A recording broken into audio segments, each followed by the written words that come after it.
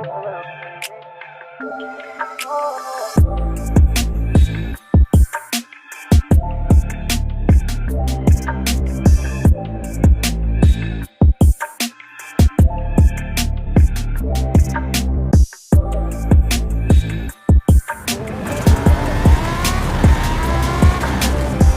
what's up you guys? Quinn from Quinn's Cars here. Today we have a really special car that has the luxury and presentation of an Audi or a Mercedes, but has the practicality and the gas mileage of a Toyota Camry. We're talking about the 2017 BMW 330i xDrive. The first time the BMW 330i was presented was in its E46 form from 2000 to 2005.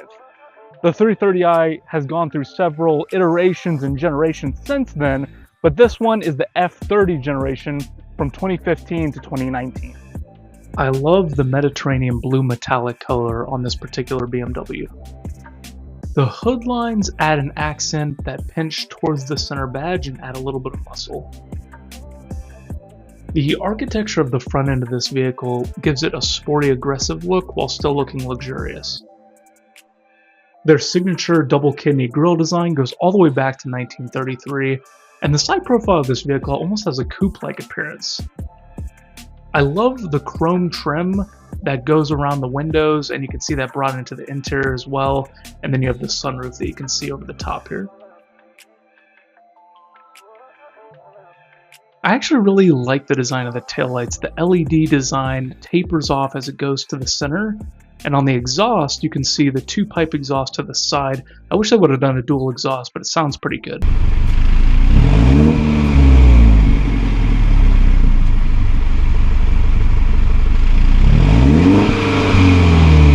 This model actually has the Gran Turismo wheels, which are 18-inch aluminum alloy wheels, and add a really nice, edgy, machined look to the side of this car. These halo LED daytime running lights are some of my favorite of any car ever, and right above you can see that slash of yellow for the turn signal. In the rear you can see that same slash going above the LED feature in the taillights, and then you have the fog lights that are right below that chrome accent next to the front splitter. We're looking at the 2-liter turbocharged inline 4-cylinder made into an 8-speed automatic transmission, 248 horsepower, 258 pound-feet of torque, and then for MPGs you're looking at 23 in the city, 33 on the highway, and 26 combined. Now with that you get kind of the performance of a sportier vehicle, especially with the enhanced option with the all-wheel drive system for this particular vehicle, and you get the gas mileage of a Toyota Camry. Kind of hard to beat when you have the luxury, the performance, and the gas mileage of the perfect car you would want.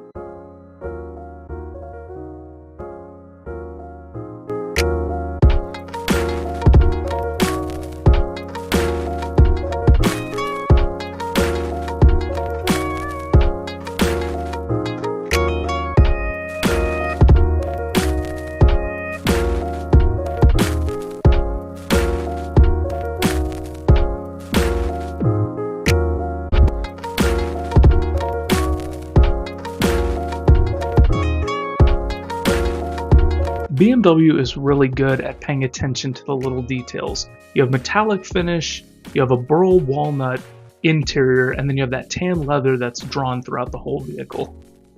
You have this aluminum BMW sill, which is really nice when you're getting into the car. And then you can see the 10-way power adjustable seats that are extremely comfortable. They have lumbar support, heated seats, and it's this Dakota leather that's extremely plush and comfortable. Rear camera has a solid resolution, and the parking assistant really helps you with guiding lines and trajectory. The gauge cluster is pretty simple but classy. It's got a black and white contrast design with metal rings around the gauges, and then you see a little info screen right below where you can access your different drive modes. There you can see if you're engaged in Sport Plus, Sport, Comfort, or Eco Pro. You can actually see it also in the screen to the side where the media is controlled. on that 8.8-inch iDrive display is what they call it. The resolution is actually really good on the screen, and it really helps when you're engaging in different drive modes and using the media. These different drive modes will determine whether or not you're using more gas or more performance-based features. On the side below, you can see some safety features: lane departure warning, collision warning, and parking assistant. On the side, you're looking at one of 16 speakers of the Harman Kardon sound system, which sounds amazing. There's a blind spot monitoring triangle light on that side view mirror, and the center control stack is a little dated with the plastics and the CD player controller there and the AC controls, but it's got a nice luxurious look to it. This shifter is a little bit strange. We'll get to that in just a second. You can see the drive modes again on the left side if you want to engage in different drive modes. And then you have this media knob on the side, which very much reminds me of Audi and Lexus, where during this time period you could turn the knob right or left to go up and down the menu and then click in, and that's basically how you control the infotainment screen. Looking around at the burl walnut wood, the leather, the metals, it's a very nice place in this interior. Between the high quality interior materials, the plush seats, and the surround sound system, this is a space you don't really want to leave. The steering wheel has a nice simple design where you have controls for the media on the sides. I do wish that it had a little bit more ambitious qualities and materials for the design of the steering wheel. Maybe something in the center that makes it look a little bit more exciting. The shifter is really interesting. So if you push all the way down, you're in drive. If you push slightly up, you're in neutral. All the way up, you're in reverse. And then if you pull all the way down to the side, you can shift up and down with that shifter. If you want to park, you have to press this button at the very top. And it's a little odd because it reverts back to its original position. So you got to be really careful on which engagement you're in. You can also use these paddles behind the steering wheel to shift up and down if you wanted to as well. Another cool feature is that there's a heads-up display that's right in your line of sight, and then the night mode has this orange look for the gauge cluster. Rear seats have the same quality as the front seats, that Dakota leather. You got a sunroof that allows a ton of light into the vehicle.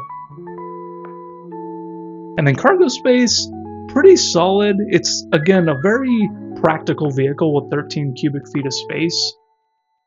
You can see the bags that I have don't take up any room, and then you can fold those seats down for more space if you want.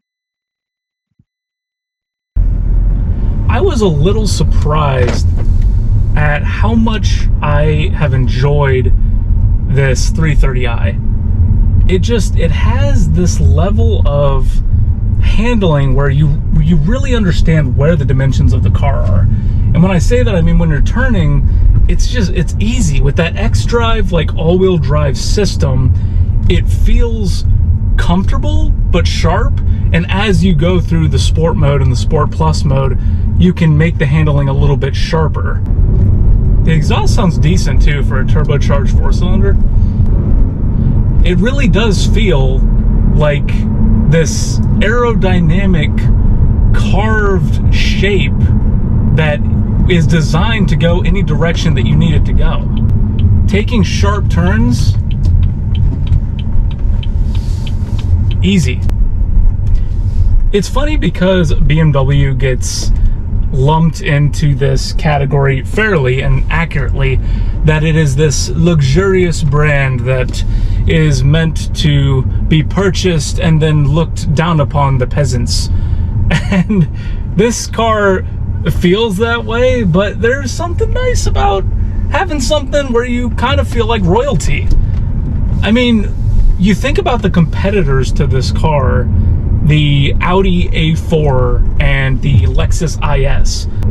The Lexus IS is going to have both of those vehicles beat in reliability because it has that Toyota affiliation name. As far as handling, suspension, and sporty feel, especially with the all-wheel drive, I think that the xDrive system with the suspension and the steering adds elements to the 330i that just make it a superior vehicle, in my opinion. The shifter is a little weird to get used to. The fact that you kind of shift into place and then all of a sudden the shifter is kind of reverting back to its original position. It kind of has a strange feeling of like, okay, did I engage in the right gear? I feel like half the time I'm checking to be like, okay, I am in drive, because the subtlety between shifting into neutral versus drive once you're in different engagements is very subtle. It's very easy to accidentally go into reverse from drive if you just go a little bit further with the stick. One thing I will say, comparing it to its competitors, is with the Audi, the seats, I feel like, and the interior, in my opinion, look better than a BMW. As far as comfort, that is one thing that BMW surprisingly has these competitors beat at. These seats are insanely comfortable, and I did not expect that. I expected it to be a little bit sporty. It's a smaller sedan. The wheelbase is not super long, so there's not a lot of room for kind of like shock absorption. I could spend 10 hours on a road trip and be perfectly fine. If I did that in an Audi A4 of this year, my spine would be in trouble. Now with the Lexus, again, you have that sportiness and reliability, but I feel like the quality and the design isn't as nice looking as this BMW. When you look at this, especially the exterior specifically, the exterior of the Lexus IS is a little controversial because it is an acquired taste. There's a lot of angles that are a little bit strange, especially the daytime running lights. It's just kind of a strange shape and a strange design. It's supposed to be integrated with like its Lexus design, but with BMW, when you see these BMW's halo lights, there's something that's very sleek, but also very aggressive about it. It has this like death stare that you wouldn't expect from something luxurious. We'll do a quick loop so you can get an idea. I mean, the steering, we're just gonna do a quick loop, is impressive. I love this all-wheel drive system. It's not a loud car, it's not a flashy car, but the beautiful thing about it is it's so comfortable that you wouldn't assume that it has the capabilities that it does.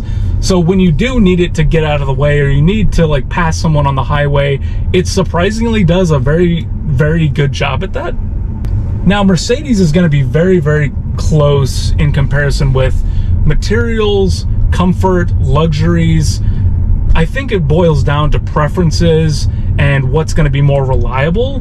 This car you can get currently with, 90,000 miles or so at around 16 grand.